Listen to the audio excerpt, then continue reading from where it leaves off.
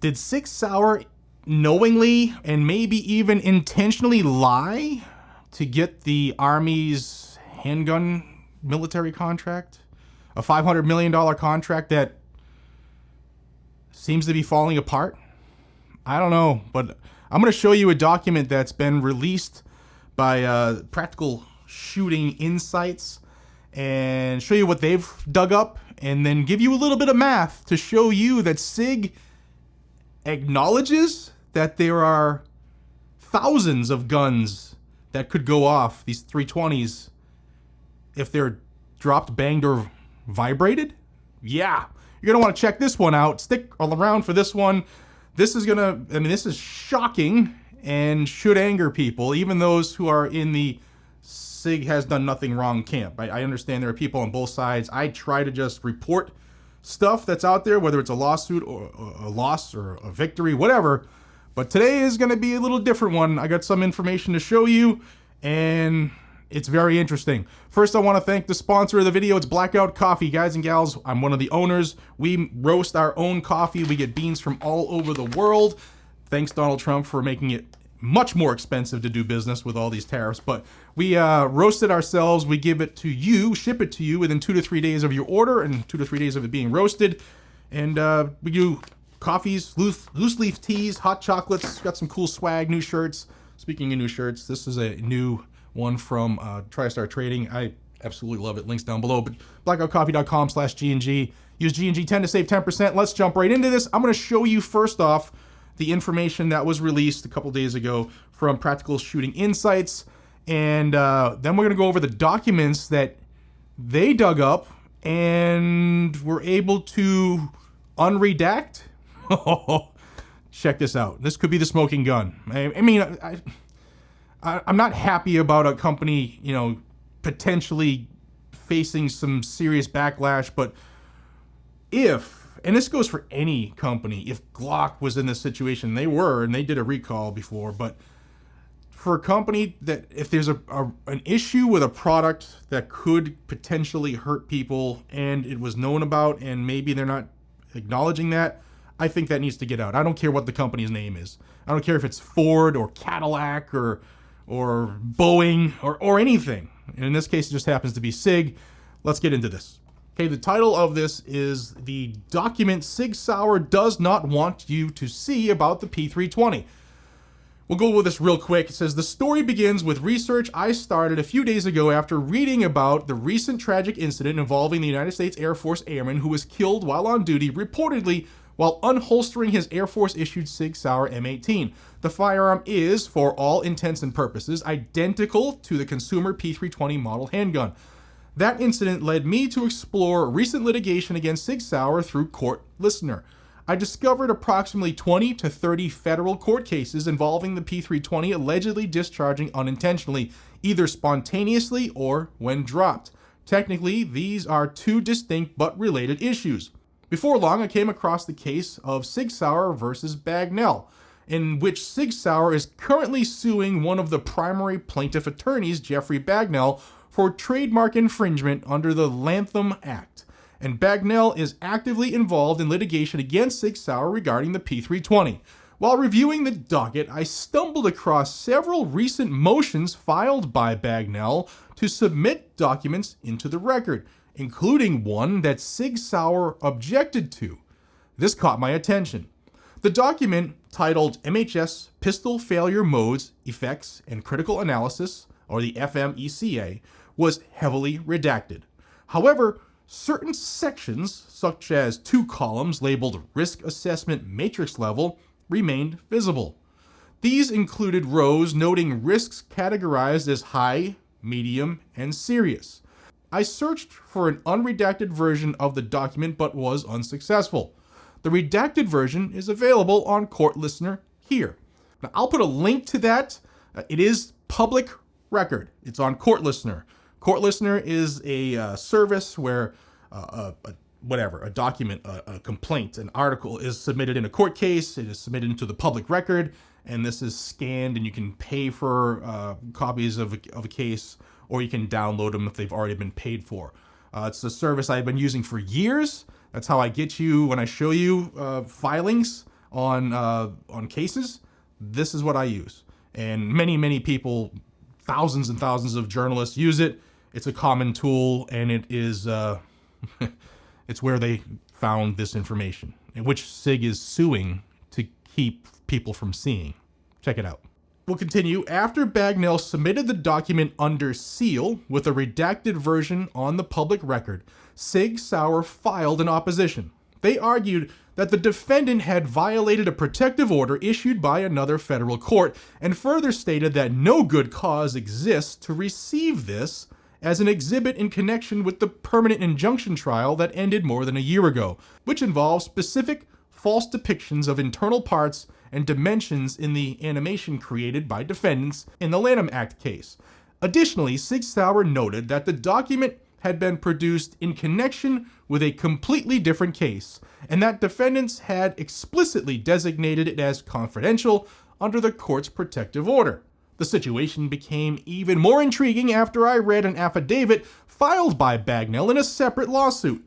This one involving claims of libel and violations of the Connecticut Unfair Trade Practices Act, or CUPTA, in which Bagnell himself is the plaintiff. It's page 15 of 66 on this document. You can says, and effects critically analysis, FMECA, performed by SIG for both its internal use and the Department of Defense's analysis in or around 2016. Upon information and belief, SIG has not disclosed the FMECA document in P320 discovery to date, despite scores of requests for it in federal and state litigation around the country. The purpose of the FMECA was to assess the vulnerabilities of the P320 to certain health and safety risks associated with the use of the P320. The FMECA identified risks associated with the use of the P320, including discharges without a trigger pull, of which SIG was already aware. Upon information and belief, SIG concealed this document and withheld it in discovery in scores of cases going back to 2017. Indeed, to contain the spreading incidence and lethal risk of uncommanded discharges to end users, SIG filed a provisional patent application in October of 2017 to add a secondary sear notch to the P320 sear in case the primary engagement failed due to a mere impulse that causes the striker to disengage from the first engagement surface, as noted in the abstract. That's interesting, isn't it? Now, SIG has said over and over and over again, and I've read their statement here before, that the gun is the most tested, safest, most badass, most technologically advanced, coolest, and it will not fire unless the trigger is pulled. Well, recently, they've kind of said it a different way without trigger movement to the rear. So they've changed a little bit. Maybe it's just semantics, maybe it's just the person who wrote the release, but they've changed what they've said. Before it was like, hey, this gun will not go off unless you pull the trigger, and people in the firearms world know what a trigger pull is. And then they changed movement, rearward movement, because of the video that was released where, SIG's gun went off, even with the use of a screw to take up slack. But let's continue here, because this document I'm going to show you is the one that SIG has refused to release, and now it's out there. I was curious to understand what made this document so sensitive. Upon closer inspection, I realized that the redacted text hadn't been removed, only obscured by a black image layer placed over the spreadsheet. Using Adobe Acrobat, this layer could easily be removed. I'll leave it to the reader to draw their own conclusions, but one particularly damning piece of information is that SIG Sauer appears to have acknowledged as early as February 1st of 2017 that the P320 was not drop safe. However, they didn't announce the voluntary upgrade program until 6 months later on August 8th, 2017, just days after a lawsuit was filed claiming that an officer had been shot when his P320 discharged after being dropped. For reference, here is the unobscured version of the internal SIG Sauer highly confidential MHS program FMECA document. We'll go back to it here in a second. I quickly published the document on my Instagram and Facebook accounts where it received some public attention. I anticipated three possible outcomes. Number one, SIG Sauer wouldn't notice the document had been made public. Number two, SIG Sauer would notice but take no action to avoid drawing more attention to the document, especially given my relatively small Instagram following. And number three, SIG Sauer would notice and pursue aggressive legal action to scrub the document from any public court records. As of yesterday, it appears SIG Sauer chose option 3. This is evidenced by the following motions and affidavits. And you can see here a couple he has listed. In the most recent filing submitted in a separate case currently in trial over an alleged uncommanded discharge of the P320, SIG Sauer is seeking to seal both the FMECA document and any testimony related to it. They argue, quote, the engineering details and discussions regarding how to minimize or eliminate potential causes of failure give SIG Sauer a competitive advantage over its competition and trade secrets that would be highly prejudicial to SIG Sauer if exposed to the public. Additionally, as part of their motion, SIG Sauer included correspondence with the U.S. Army which expressed the following position. Quote, the Army position would be to oppose the distribution to the public of the FMECA document as it potentially reveals critical information about the handgun, design, reliability, performance, etc. I further expect motions in the days to come. It promises to be an interesting few weeks for the various ongoing lawsuits involving SIG Sauer. Please share this post and follow me on Instagram and Facebook for updates. Okay, so some of you might be like, I don't understand what you're saying. Well, I'm going to tell you and break it down for you. And first off, subscribe to the channel if you're interested in this information. If you're interested in getting to the bottom of what many people thought was just user error, but now it appears at least that it could be something else. If you want some information and truth as it comes out, follow the channel, subscribe. It's free, it doesn't cost you anything. So I'm going to show you this document. I'm going to show you the unredacted version of it and show you a couple things. And then with some simple math, we're going to realize that SIG not only acknowledges that the gun can go bang when it shouldn't, but there are thousands of them, at a minimum, thousands of them out there, and people are at risk. But yeah, they're not saying that. They're not acknowledging that, at least publicly. But here in this document that they gave about this, the program, the MHS program, they're acknowledging it. Check it out. So on the MHS pistol failure modes, effects, and criticality analysis form, if you look here under the pistol accidental unintentional discharges, you can see the potential cause of failure and probability of occurrence says impact to weapon, dropped, bumped, vibration. And you can see it's given a score of C. Well, what does that mean first? Let's go to the charts that they supplied here.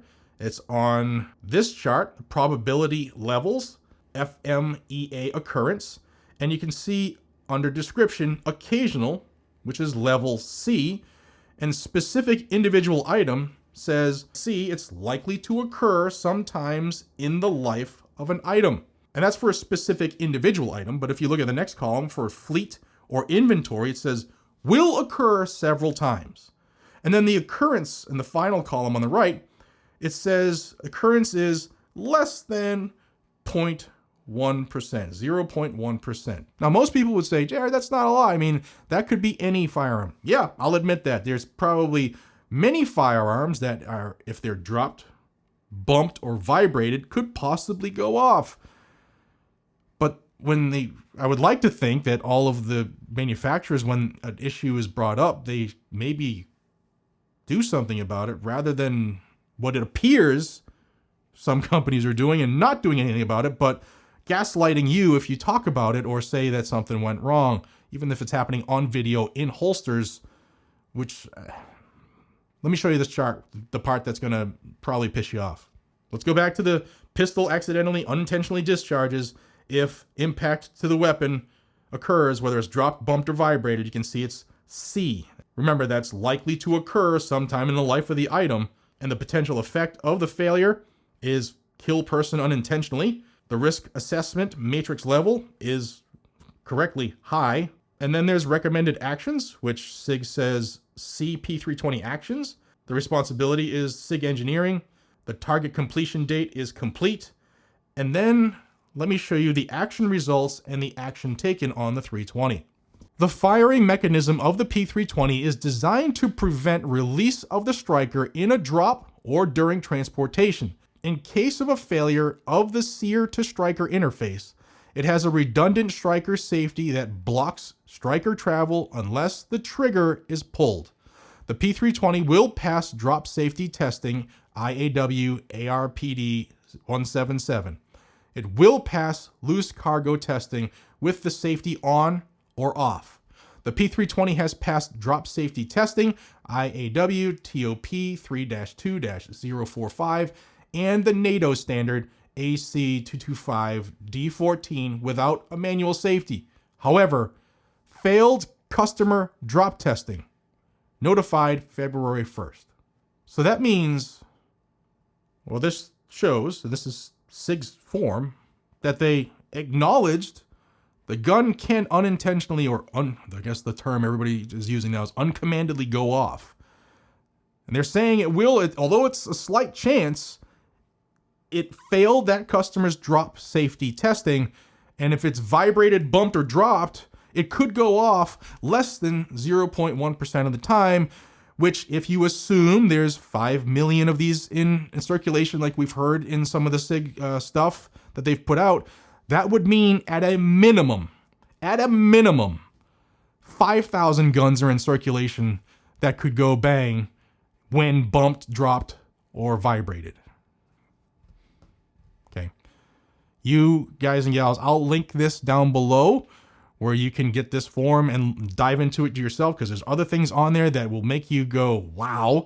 And if you dive in like I did this morning into the different lawsuits he's talking about, SIG is trying to make sure that people don't see this. And you have to ask yourself why, right? Why? If you're being transparent about the gun, and there's no way, it's not us, there's no way this gun goes off, but yet in this form, they acknowledge it failed a customer drop test and that it can go bang, in less than 0.1% of the time if it's dropped, bumped, or vibrated. Yeah, that's probably not a good look. And what's worse is that SIG is trying to, in court, they're trying to get a judge to say, hey, people can't use this document. And anybody that's talked about this in a case, we want to seal that so nobody can see it, nobody can hear it. Why would you do that? Why would you do that?